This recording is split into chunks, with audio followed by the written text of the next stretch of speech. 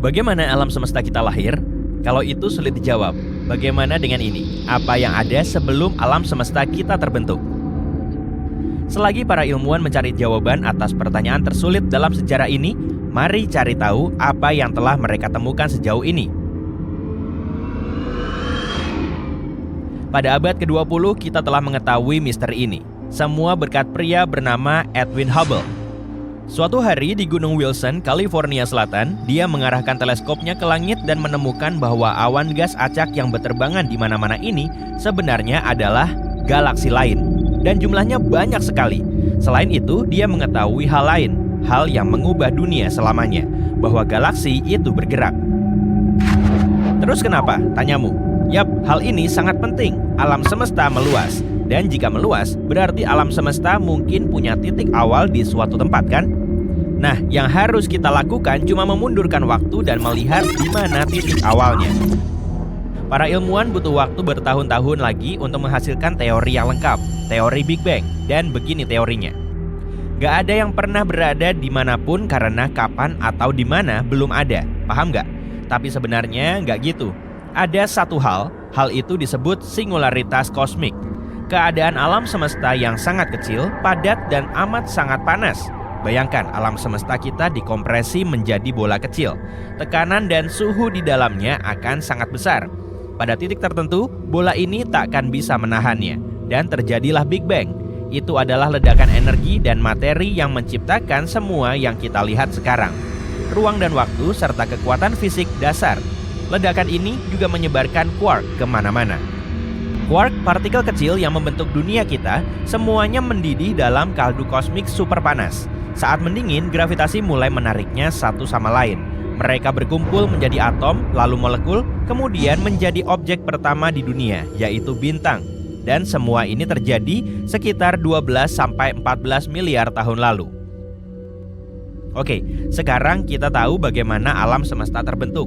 Tapi apa yang ada sebelum itu? Alan Harvey Guth, fisikawan teoretis dan ahli kosmologi Amerika, telah mengabdikan seluruh hidupnya untuk memecahkan misteri ini. Setelah mempelajari teori Big Bang, Guth menemukan beberapa kekurangan di dalamnya. Misalnya, distribusi materinya sangat merata meski seharusnya tidak.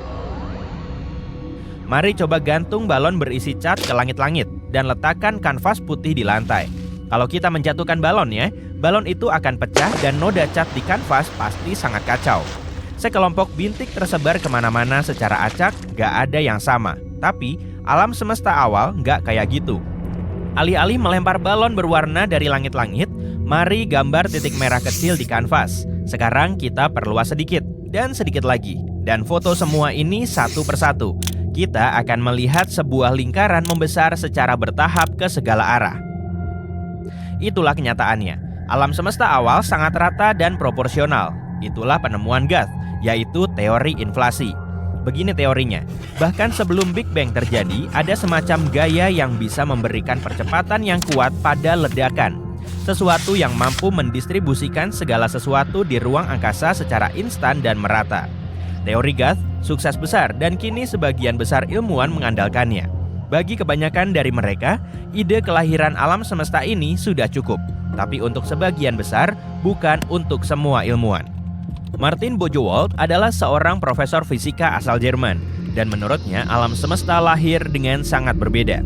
Ingat pembahasan singularitas kosmik tadi? Keadaan alam semesta yang 91, seorang kosmolog dari Universitas Stanford bernama Andre Linde menerbitkan artikel. Dia berpendapat kalau alam semesta ini kemungkinan telah diciptakan di laboratorium. Menurutnya, peradaban maju di luar sana telah menciptakan alam semesta kita. Peradaban ini menghasilkan kosmos baru yang kemudian membentuk planet, bintang, dan makhluk hidup cerdasnya. 30 tahun kemudian, banyak ilmuwan mulai mempertimbangkan teori Andre. Mereka juga membahas hal-hal yang bisa kita lakukan untuk mencapai peradaban maju.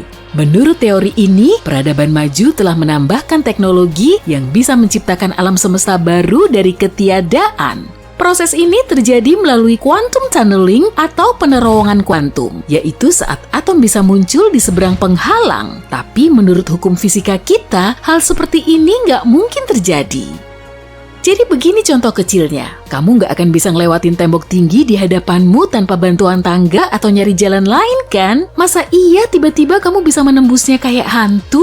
Di dunia kita, hal ini nggak mungkin terjadi. Tapi peradaban yang lebih maju mungkin bisa melakukannya karena mereka tahu cara membuat semesta baru. Dalam skala kosmik saat ini, mungkin kita termasuk peradaban kelas C, jadi kita nggak tahu cara memunculkan kembali suatu hal. Misalnya, saat bumi sudah kehilangan matahari sebagai bintang induknya. Kalau berhasil menjadi peradaban kelas B, mungkin kita akan belajar menyesuaikan kondisi supaya bisa hidup mandiri dari matahari. Artinya, kita akan bisa hidup tanpa kehadirannya. Kemudian, setelah naik level ke kelas A, kita akan tahu cara nyiptain kondisi kosmik dan ngebentuk kosmos kita sendiri di laboratorium. Kita mempersepsikan dunia ini dalam bentuk 3 dimensi. Ada timur dan barat, utara dan selatan, serta atas dan bawah. Ada juga dimensi waktu yang bikin kita bisa ngebedain antara masa lalu dan masa depan. Dimensi kelima akan merepresentasikan satu dimensi ruang lain. Teori keberadaannya pertama kali diusulkan pada tahun 1920 yang terinspirasi dari teori gravitasi Albert Einstein. Menurut teori ini, ruang dan waktu dibelokkan oleh materi dan energi. Kita nggak bisa ngelihat 4 dimensi ini, tapi bisa tahu pergerakan dan efeknya pada gravitasi. Kemudian, ada aspek lain seperti gaya elektromagnetik dan kekuatannya lebih dari 1000 kali lipatnya gravitasi. Kekuatan ini bisa ngejelasin proses yang terjadi dalam dimensi ruang, dan dimensi kelima terdistorsi secara kasat mata karena kita nggak bisa mengamatinya. Konsep ini terdapat dalam teori dawai yang menganggap alam semesta ini seperti dawai super kecil dari massa dan energi, jadi bukan sebagai partikel. Massa dan energi ini bergetar dalam ruang dan waktu 10 dimensi karena 6 dimensinya tergulung ke ukuran yang lebih kecil dari atom tunggal. Dengan begini kita bisa menganggap alam semesta seperti pulau 3D yang melayang-layang dalam ruang dan waktu 10 dimensi. Selain itu, dimensi kelima mungkin bisa jadi penjelasan yang sangat pas agar kita lebih memahami soal materi gelap. Materi tak kasat mata ini punya massa, tapi kita nggak bisa melihatnya. Lihat langit di malam berbintang, kamu akan melihat ribuan titik kecil di sana. Kayaknya titik-titik itu tetap di satu tempat, tapi sebetulnya selalu bergerak. Dalam 100.000 tahun, nggak akan ada lagi rasi bintang dengan bentuk atau pola yang sama dengan yang kita kenal sekarang. Dan pikirkan semua katai merah, bintang kecil, planet, benda angkasa yang nggak tampak tanpa alat bantu pandang. Bintang-bintang katai merah itu keren banget loh. Biasanya berukuran sekitar setengah dari matahari kita, dan intensitas cahayanya 1/10-nya. Mungkin katai merah bukan yang paling terang di langit, tapi umurnya bisa sangat panjang. Reaksi fusi nuklir terjadi jauh di dalam inti bintang. Itu yang membuatnya bersinar. Bintang-bintang besar melepaskan sejumlah besar energi, membakar bahan bakar bintangnya. Tapi, bintang semacam itu cenderung menghabiskan semua bahan bakarnya cuma dalam beberapa juta tahun. Bintang-bintang kayak matahari kita biasanya hidup sampai 10 miliar tahun. Tapi, katai merah nggak memakai bahan bakar sebanyak itu. Sinarnya nggak begitu terang dan nggak butuh banyak energi untuk mendukung keberadaannya. Katai merah mirip mobil hemat energi, karena itu bisa bertahan sampai ratusan miliar tahun. Sebagian katai merah terkecil mungkin hidup sampai 10 triliun tahun. Sebagian besar hidrogen dalam bintang mirip matahari, tetap tak terpakai. Gas ini lebih banyak terdapat di atmosfer dibanding dalam inti bintang tipe itu. Artinya, hidrogen nggak terlibat dalam reaksi fusi. Lain halnya dengan katai merah. Katai merah mengedarkan plasma di seluruh bintang. Bintang ini menarik hidrogen baru dari lapisan luar ke dalam intinya. Itu yang membuat reaksi fusi tetap berjalan. Suatu hari, jauh di masa depan, bintang-bintang seperti matahari kita akan kehabisan bahan bakar dan mati. Alam semesta akan penuh katai merah kecil. Mereka nggak akan punya cukup energi untuk bersinar dan menerangi ruang di sekitarnya. Penelitian terkini menyebutkan alam semesta punya kemiripan dengan otak manusia, hanya saja ukurannya jauh lebih besar. Jaringan saraf di dalam otak terdiri dari sekitar 86 miliar neuron, sedangkan alam semesta yang sudah tersingkap punya sekitar 100 miliar galaksi. Struktur galaksi dan sel saraf juga serupa. Keduanya merupakan jaringan rumit yang menghubungkan serat panjang mirip benang. Di masing-masing sistem, seratnya cuma sekitar 30% dari massa total, sedangkan 70%-nya lagi berupa air di dalam otak atau energi gelap di alam semesta. Koneksi antar galaksi dan antar sel saraf ternyata juga sangat mirip. Proses di dalamnya mengikuti prinsip fisika yang sama. Meski begitu, sebagian peneliti mengklaim kemiripan antara otak dan alam semesta cuma terlihat dari luarnya saja. Otak kita menangkap berbagai detail kecil dan mengaitkannya, hingga akhirnya terbentuklah kesimpulan sebetulnya otak dan alam semesta ini tidak punya kesamaan layaknya otak adalah miniatur alam semesta. Selama miliaran tahun ke depan, alam semesta bisa saja terus mengembang sampai bintang tidak bisa terlihat lagi. Untuk mengubahnya menjadi lubang hitam, bumi perlu dimampatkan sampai seukuran kelereng, sedangkan matahari perlu dipadatkan sampai diameternya 6 km. Galaksi ledakan bintang adalah galaksi yang sedang melahirkan sejumlah bintang dalam kecepatan tinggi. Fenomena ini biasanya terjadi setelah dua galaksi saling menyatu. Bumi cuma punya satu satelit alami, sedangkan Jupiter punya sedikitnya 79 satelit. Alam semesta tidak cuma menyuguhkan planet Katai, tapi juga galaksi Katai. Galaksi Katai kita punya 1000 hingga miliaran bintang. Nah, kalau galaksi Bima Sakti kita memiliki 250 sampai 400 miliar bintang. Sejauh 250 juta tahun cahaya dari bumi, terdapat lubang hitam supermasif yang mengeluarkan bunyi paling rendah di seluruh alam semesta. Kekuatannya 1 kuadriliun atau 10 pangkat 15 kali lebih rendah dari suara yang bisa kita tangkap. Planet Keltnane b berjarak 670 tahun cahaya dari bumi. Planet ini mirip dengan Jupiter yang sangat panas, ukurannya jumbo, suhunya ekstrim, dan masanya kurang lebih sama dengan Jupiter. Suhu Keltnane b di siang hari sangat tinggi, hingga bisa mengoyak molekul di dalamnya. Molekul cair yang melayang di angkasa akan membentuk bola. Hal yang sama juga terjadi di orbit rendah bumi. Galaksi Bima Sakti membentang sejauh 105.000 tahun cahaya. Semua planet di tata surya kita muat dimasukkan ke celah antara bumi dan bulan. Malahan sisa celahnya juga masih ada. Lubang hitam bisa melakukan spagetifikasi saat objek melewati horizon peristiwa. Kemudian tarikan gravitasi lubang hitam akan meregangkan dan menekannya dari arah yang berlawanan. Para astronom mengidentifikasi galaksi pusaran sebagai benda langit pertama yang berbentuk spiral. Lengan panjangnya terdiri dari gas, bintang, dan taburan debu halus. Di bumi, kita cuma bisa mengamati 5% dari seluruh alam semesta. Bintang yang terlalu dekat dengan lubang hitam bisa koyak dengan gaya gravitasinya. Planet raksasa WASP-12b berjarak 1.400 tahun cahaya dari bumi, dan sebagian besarnya terdiri dari gas. Planet ini diprediksi akan hancur karena orbitnya sangat dekat dengan bintang induknya. Dalam waktu sekitar 10 juta tahun lagi, WASP-12b akan ditelan oleh bintang rakus itu. Menurut perkiraan, galaksi Bima Sakti dan Andromeda akan bertabrakan dalam waktu sekitar 4 miliar tahun. Kemudian akan terbentuk galaksi elips raksasa. Enceladus, salah satu satelit mini milik Saturnus, memantulkan cahaya matahari hampir sebanyak 90%. Akibatnya, satelit ini menjadi salah satu objek yang paling terang di seluruh tata surya. Karena tidak banyak menyerap cahaya matahari, suhu di permukaannya juga sangat dingin, bisa mencapai minus 200 derajat Celcius. Gunung tertinggi di tata surya yaitu Olympus Mons di Mars. Tingginya saja 3 kali gunung Everest. Kalau diamati dari puncaknya, lereng Olympus Mons akan tertutup oleh garis lengkung planet. Di tata surya kita, cuma Merkurius dan Venus yang nggak punya satelit alami. Para ilmuwan berencana mengirimkan droid ke Mars agar planet ini punya banyak alat berat. Droid tersebut terbuat dari bahan yang lebih kuat agar gravitasi Mars juga makin kuat. Objek di planet merah ini memang 3 kali lebih ringan daripada di bumi.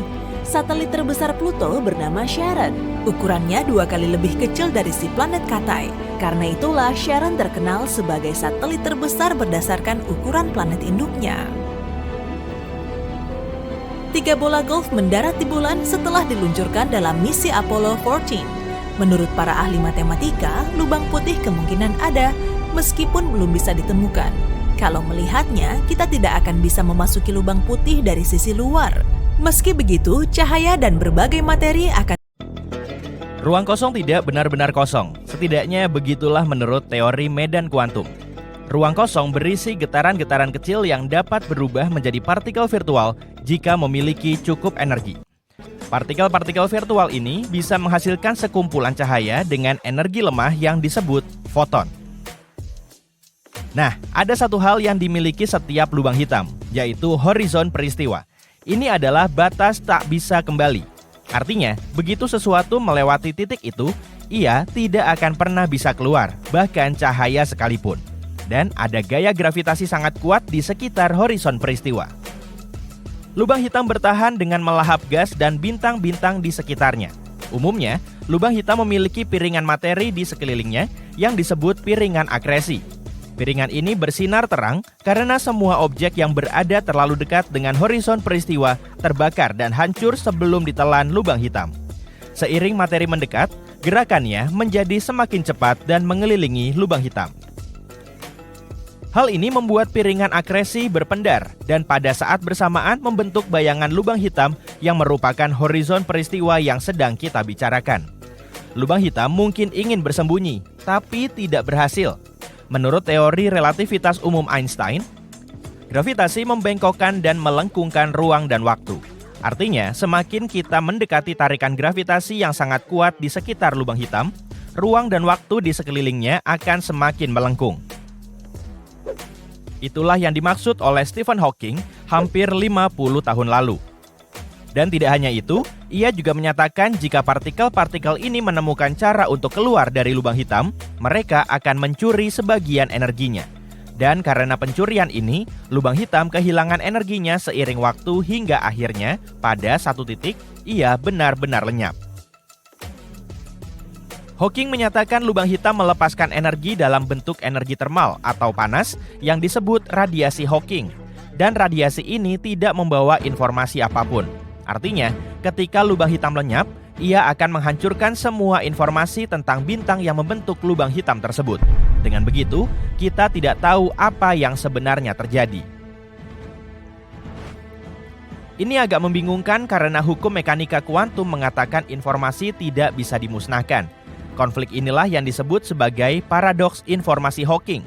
Menurut Hawking, semua informasi ini tidak benar-benar hilang, melainkan tersimpan dalam awan partikel-partikel berenergi nol yang mengelilingi lubang hitam. Dia menyebutnya soft hair.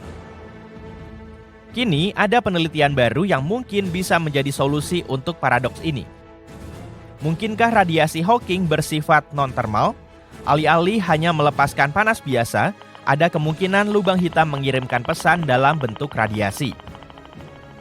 Pesan TRS-2b adalah planet yang malamnya nggak pernah berakhir. Malam di sini juga nggak kayak malam biasa dengan bintang bersinar di langit yang indah. Di sini gelap gulita dan panas membara. TRS-2b adalah raksasa gas yang ukurannya 1,5 kali lebih besar dari Jupiter dan permukaannya menyerap cahaya lebih baik daripada arang. Planet ini mungkin juga berkilau merah samar karena udaranya yang terbakar dan panas banget. Cantik ya? Di sistem bintang 55 Cancri ada 5 planet, 4 diantaranya raksasa gas yang mirip Jupiter dan Saturnus. Tapi yang kelima ini, atau lebih tepatnya yang pertama, soalnya yang paling dekat dengan bintangnya, beda sama yang lain dan seram. 55 Cancri E dekat banget sama mataharinya sampai setengah permukaan planet ini beneran lautan lava cair. Separuhnya lagi gelap selamanya karena nggak pernah menghadap matahari. Cuma satu sisi dari planet ini yang menghadap bintangnya. Di antara sisi panas dan gelap ini ada zona senja, yakni garis tipis kehampaan yang suram. Kayaknya asik liburan di sana. HD 18973b. Panjang juga namanya. Ini adalah satu-satunya eksoplanet di orbit bintangnya. Sekilas sih kelihatan cantik. Ada goresan biru dan putih yang membentuk pola cantik di permukaannya. Tapi warna ini ternyata berasal dari partikel silikat keras di atmosfer planet itu. Artinya, di sana terjadi hujan kaca. Tapi parahnya, anginnya mencapai kecepatan 8.700 km per jam atau hampir Mach 7. Sebagai perbandingan, kecepatan angin paling kencang di bumi adalah 408 km per jam, 20 kali lebih lambat. Jadi, kaca itu bergerak secara horizontal pada kecepatan hypersonik, menggores semua yang ada di jalurnya. Nunduk!